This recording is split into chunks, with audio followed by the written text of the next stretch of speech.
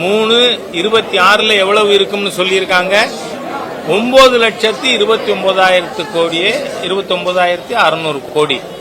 அப்போ 125% கடன் கூடியிருக்கு. அப்படின்னா நீங்க என்ன பண்ணிருக்கீங்க? கடன் வாங்கி கறி சமைச்சு சாப்பிட்டுக்கிட்டு இருக்கீங்க, அவ்வளவுதான்.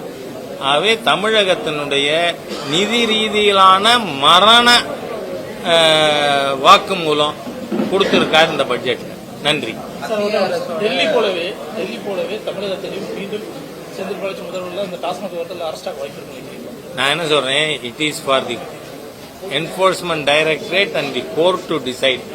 நாங்க இவ்வளவு நாட்கள் இவருக்கு சிரச்சேதம் பண்ணுங்க, மன்னராட்சியா இல்ல, ஜனநாயக அரசு.